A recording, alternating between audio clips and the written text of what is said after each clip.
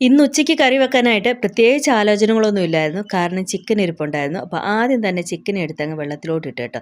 അതവിടെ കിടന്ന് ഐസൊക്കെ പോകട്ടെ. ആ സമയത്തിന് നമുക്ക് ചോറ് വെക്കാനുള്ള വെള്ളമൊക്കെ അങ്ങ് അടപ്പിലോട്ട് വെച്ച് ഈ ചില ദിവസങ്ങളുണ്ടല്ലോ എൻ്റെ ഓരോ കാര്യം ഓർത്തിട്ട് എനിക്ക് തന്നെ ചിരി വരും കേട്ടോ. രാവിലെ എഴുന്നേറ്റിട്ട് പുട്ടിന് പൊടിയും നനച്ചതാണ്, കൊളക്കട്ടയായിപ്പോയി. എവിടെ നോക്കിയിട്ടാണോ ഇത്രയും വെള്ളം എടുത്ത് ഒഴിച്ചതെന്ന് എനിക്കിപ്പോഴും പിടികിട്ടിയിട്ടില്ല കേട്ടോ. അതിന് ഇനി എന്തെങ്കിലും ചെയ്യണം. ഇപ്പം തൽക്കാലം അവിടെ ഇരിക്കട്ടെ. അങ്ങനെ അരിയൊക്കെ കഴുകി അങ്ങ് ഇടാമെന്ന് വിചാരിച്ചു. അങ്ങനെ നിന്നപ്പോഴാണ് എൻ്റെ ഒരു കൂട്ടുകാരി വിളിച്ചത്. അങ്ങനെ അവളുമായിട്ട് കുറേ നേരം കത്തിയടിച്ചുകൊണ്ടിരുന്നത്.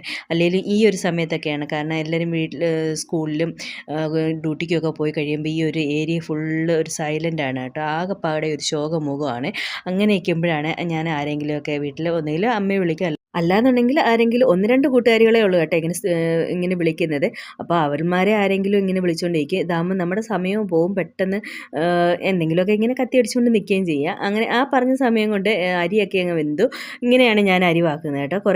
ആദ്യം കുറച്ച് അതിലുള്ള വെള്ളമൊക്കെ കളഞ്ഞിട്ട് പിന്നെ ഒരു അടപ്പാത്രം വെച്ചിട്ട് ഇങ്ങനെ വാർത്ത് വെച്ചുകൊണ്ട് കുറച്ച് നേരം നിൽക്കും കേട്ടോ. അതാകുമ്പം പെട്ടെന്ന് വെള്ളമൊക്കെ അങ്ങ് പോകും കേട്ടോ. ഈ ഒരു പാത്രം ആയതുകൊണ്ടാണ്, കലങ്ങളാണെങ്കിൽ ഇങ്ങനെ പറ്റത്തില്ല.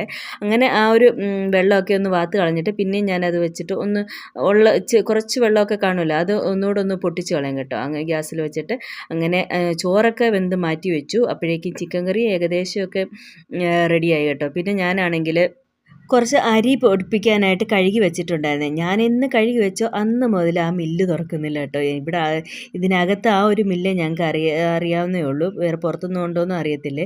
അങ്ങനെ ഞാൻ അതിൽ നിന്ന് കുറച്ചെടുത്തിട്ട് മിക്സിയിലിട്ട് പൊടിച്ച് വെച്ചതാണ്. അത് ഒരു പാത്രത്തിലോട്ട് മാറ്റി വെച്ചിട്ട് ആ ചീൻചട്ടി കയ്യോടം കഴുകി വെച്ച് കേട്ടോ.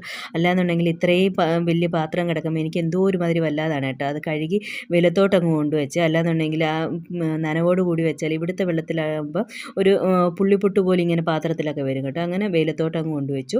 പിന്നെ ഒരു അവിയൽ വെക്കാനായിട്ട് പച്ചക്കറിയൊക്കെ നോക്കിയപ്പോൾ ഒന്നുമില്ലായിരുന്നു കേട്ടോ. എന്ന് വെച്ചാൽ തക്കാളിയും ക്യാരറ്റും മത്തങ്ങയൊക്കെ ഉള്ളായിരുന്നു. പിന്നെ അതൊക്കെ എടുത്തിട്ടുള്ള ഒരു അവിയലും കൂടെ വെക്കാമെന്ന് വിചാരിച്ചു. പിന്നെ മോര് ഇരിപ്പുണ്ട്. അങ്ങനെ ഇന്നത്തെ ഉച്ചയൂണിന് അവിയലും ചിക്കൻ കറിയും മോരും പിന്നെ നല്ല നെല്ലിക്ക അച്ചാർ ഇരിപ്പുണ്ട് കേട്ടോ.